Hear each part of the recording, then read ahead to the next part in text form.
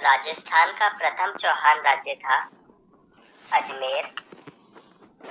बिजौलिया शिलालेख के अनुसार सांबर झील का निर्माण किसने किया?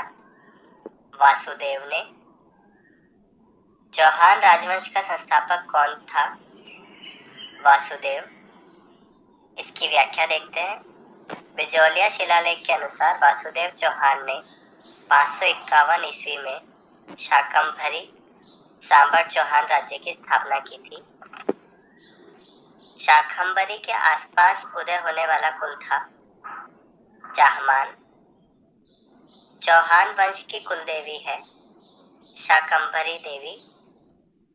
शाकंभरी के चौहान वंश की नींव डालने वाला शासक था वासुदेव चौहान। चौहानों का मूल स्थान माना जाता है सपादलक्ष या शाकंभरी। किस चौहान शासक ने अजमेर को सबसे पहले अपनी राजधानी बनाया? अजयराज। श्री अजयपाल कहाँ के शासक थे? अजमेर के। कवि बांधव की उपाधि किस चौहान शासक को प्राप्त थी? विग्रहराज चतुर्थ। इसकी व्याख्या देखते हैं। विग्रहराज चतुर्थ ने हरिकेली नाटक की रचना की थी तथा इनके दरबारी कवि सोमदत्त ने ललित विग्रहराज की रचना की थी। अजमेर का संस्थापक कौन था? अजयराज या अजयपाल। ललित विग्रहराज का रचयिता सोमदेव किस चौहान शासक के दरबार में था? विग्रहराज चतुर्थ या बीसलदेव। विख्यात स्मारक अढ़ाई दिन का झोपड़ा या तत्कालीन संस्कृत महाविद्यालय का निर्माण किसके द्वारा किया गया था? विग्रहराज चतुर्थ। अढ़ाई दिन का झोपड़ा कहाँ स्थित है? अजमेर में। वह कौन सा शिलालेख है जिसमें ज्ञात होता है कि विग्रहराज चतुर्थ ने दिल्ली को अपने अधीन किया था? बिजौलिया शिलालेख। ढाई दिन का झोपड़ा क्या है? एक मस्जिद। अढ़ाई दिन का झोपड़े का निर्माण किसके द्वारा किया गया था? कुतुबुद्दीन ऐबक के द्वारा। पृथ्वीराज चौहान के जन्म स्थान का क्या नाम है? अनहिल पाटन।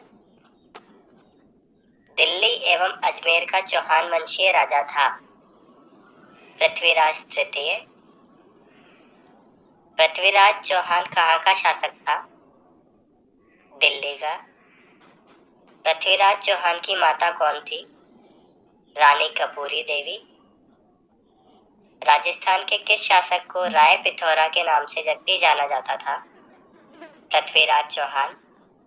आइए इसकी व्याख्या देखते हैं।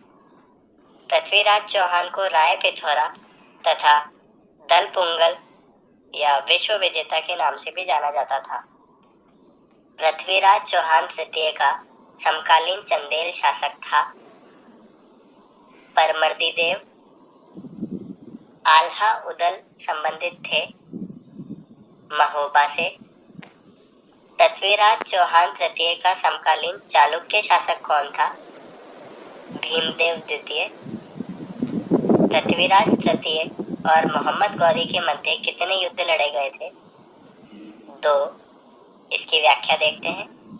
तराइन का प्रथम युद्ध 1911 ईस्वी में पृथ्वीराज चौहान व मोहम्मद गौरी के बीच हुआ जिसमें पृथ्वीराज चौहान विजय हुआ। तराइन का द्वितीय युद्ध 1192 ईस्वी में पृथ्वीराज चौहान व मोहम्मद गौरी के मध्य हुआ जिसमें मोहम्मद गौरी विजय हुआ।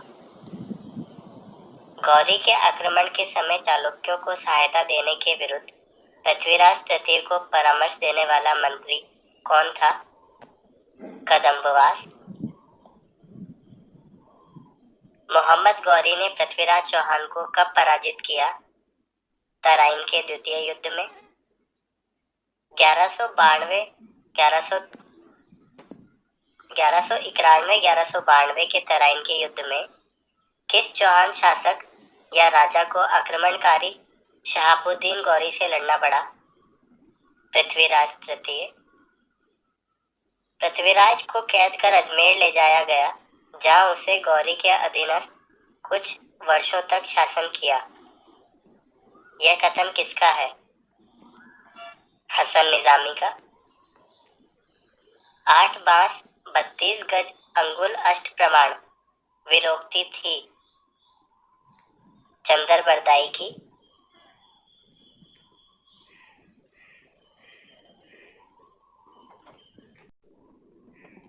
रणथंभौर का युद्ध किस किस के मध्य हुआ था?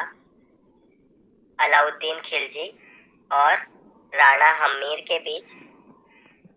प्रथम खिलजी सुल्तान जिसने रणथंभौर दुर्ग पर आक्रमण किया वह था जलालुद्दीन। रणथंभौर के चौहान वंश का संस्थापक था गोविंद प्रथम। चौहानों की रणथंभौर शाखा का प्रवर्तक था गोविंदराज। आइए इसकी व्याख्या देखते हैं। चौहानों के रणथंभौर शाखा की स्थापना पृथ्वीराज तृतीय के पुत्र गोविंदराज या गोविंद प्रथम ने की थी। रणथंभौर पर अलाउद्दीन का आक्रमण कब हुआ था? 1301 ईस्वी। 1300 ईस्वी में रणथंभौर पर आक्रमण के दौरान अलाउद्दीन खिलजी का कौन सा सेना नायक मारा गया था? नुसरत खां। रणथंभौर की विजय के उपरांत अलाउद्दीन खिलजी ने इस दुर्ग को किसके अधिकार में सौंपा था? उलुग खान। अलाउद्दीन खिलजी ने चित्तौड़ पर कब आक्रमण किया? 1303 ईस्वी। अलाउद्दीन खिलजी के आक्रमण के समय चित्तौड़ का शासक कौन था? रतन सिंह। हमीर हट चढ़े न दूजी बार, यह किस दुर्ग के शासक से संबंधित है? रणथंभौर। रणथंभौर के दुर्ग का पतन कब हुआ? 11 जुलाई 1301 ईस्वी। अलाउद्दीन खिलजी ने रणथंभौर पर आक्रमण क्यों किया? सुल्तान के विद्रोहियों को शरण दी, इसलिए। आइए इसकी व्याख्या देखते हैं। हमीर देव चौहान ने अलाउद्दीन खिलजी के 2 मंगोल सेनानायक मीर मुहम्मद शाह तथा केहब्रू शरण दी थी। हमीर देव के सेनापति रणमाल तथा रतिपाल ने भी विश्वासघात किया था। अलाउद्दीन खिलजी के रणथंभौर पर आक्रमण के समय वहां का शासक कौन था? हम्मीर। रणथंभौर के हम्मीर के विरुद्ध किस मुस्लिम सेनानायक ने खिलजी सेना का नेतृत्व किया था? उलुग खां। आइए इसकी व्याख्या देखते हैं। उलुग खां अलाउद्दीन का छोटा भाई था। उलुग खां ने ही हम्मीर के विरुद्ध नेतृत्व किया तथा विजय के पश्चात दुर्ग को अपने अधिकार में किया था। हमीर ने सुल्तान खिलजी के किस विद्रोही सेनापति को रणथंभौर दुर्ग में शरण दी थी? मीर मुहम्मद शाह। चित्तौड़ का नामकरण खिजराबाद किसने किया? अलाउद्दीन खिलजी ने। अलाउद्दीन खिलजी द्वारा चित्तौड़ को क्या नाम दिया गया था? खिजराबाद। आइए इसकी व्याख्या देखते हैं। अलाउद्दीन खिलजी ने चित्तौड़ विजय के पश्चात मेवाड़ का राज्य खिज्र खां को सौंप दिया था। किस रचना में अमीर खुसरो ने चित्तौड़ पर अलाउद्दीन खिलजी के आक्रमण का वर्णन किया है? खजाइन उल फुतूह। कौन सा फारसी इतिहासकार अलाउद्दीन खिलजी के साथ उसके चित्तौड़ अभियान में गया था? अमीर खुसरो। अलाउद्दीन ने किस दुर्ग को जीतकर उसका नाम खैराबाद रखा था? सिवाना दुर्ग। आइए इसकी व्याख्या देखते हैं। सिवाना दुर्ग का निर्माण वीर नारायण पवार ने करवाया था। अलाउद्दीन के आक्रमण के समय वहां का शासक शीतल देव चौहान था, जिसके साथ सेनापति भावले ने विश्वासघात किया था। अलाउद्दीन खिलजी की जालौर विजय के समय वहां का शासक कौन था? कान्हड़ देव। आइए इसकी व्याख्या देखते हैं। सामंत सिंह का पुत्र कान्हड़ देव 1305 ईस्वी में जालौर के राज सिंहासन पर बैठा। अलाउद्दीन तथा कान्हड़ देव के मध्य युद्ध का वर्णन पद्मनाभ द्वारा रचित कान्हड़ देव प्रबंध, अमीर खुसरो फारसी इतिहासकार द्वारा रचित खजाइन उल फुतूह तारीख ए अलाई में मिलता है। अलाउद्दीन